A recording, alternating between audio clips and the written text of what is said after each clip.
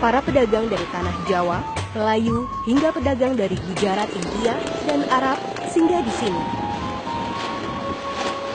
Meski begitu, baru pada awal abad ke-16, Islam masuk ke wilayah-wilayah pesisir Bima. Kedatangan para saudagar turut menyebarkan dan menyempurnakan ajaran Islam bagi masyarakat yang tinggal di pesisir.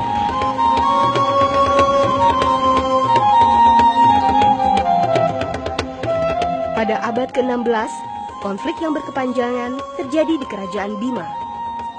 Puncaknya, putra mahkota Bima, Rumata Mabatawadu atau yang dikenal dengan Lakai, dikudeta oleh pamannya Salisi. Di sini ada perebutan kerajaan, dikejar dia melalui Wera ke ujung pandang di sana. Dia dikawinkan oleh Sultan Goa Alauddin dengan saudara istrinya dan masuk Islam di sana.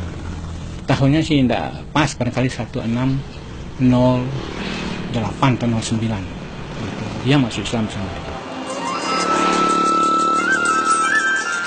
Dalam pelarian ini, Lakai mendapat hidayah yang menuntunnya pada ajaran Islam.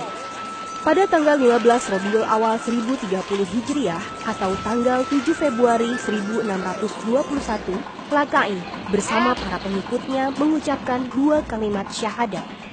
Kembali ke sini, sedikit ada perebutan sedikit, dia menjadi sultan.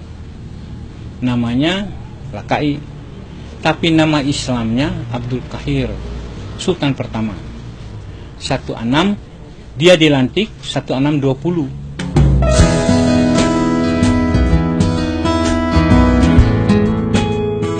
Sejak itu, perubahan besar-besaran terjadi di Bima. Tahun 1640, Islam resmi menjadi agama kerajaan Bima. Sistem pemerintahan kerajaan diubah menjadi kesultanan dengan mengamalkan semua hukum dan tata cara Islam.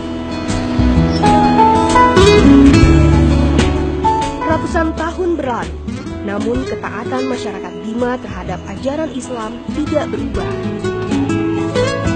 Keberadaan kampung Melayu yang terletak hanya 1 kilometer dari pelabuhan kota Bima memiliki arti penting bagi masuknya Islam di tanah Bima. Kampung ini merupakan hadiah dari Kesultanan Bima atas jasa-jasa orang Melayu dalam mengembangkan agama Islam. Sebuah surau tua di tengah perkampungan menjadi saksi sejarah perkembangan kampung ini. Konon, surau ini sudah berdiri sebelum kampung Melayu atau sebelum Islam menjadi agama resmi kerajaan. Muhammad Ali, salah seorang warga asli kampung Melayu, memiliki kenangan tersendiri tentang surau tua ini. Kebetulan masa saya masih kecil, Langgar ini ada tertera tulisan didirikan pada tahun 1608 Masehi dengan prasasti yang lengkap. Jadi ciri-ciri daripada Langgar didirikan orang Melayu.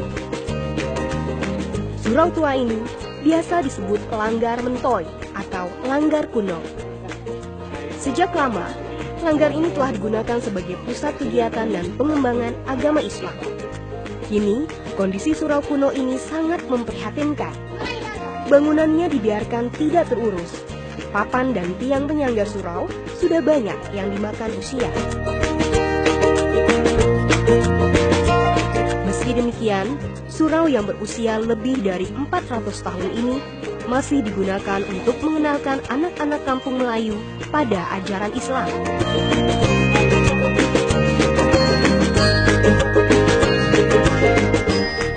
Sepanjang yang saya tahu selama saya masih kecil sampai sekarang, musola ini difungsikan untuk sholat berjamaah.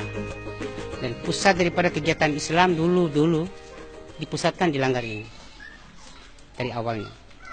Semua upacara-upacara yang berkaitan dengan agama itu semua dipusatkan di Langgar kuno ini. Cuma sekarang sudah tidak.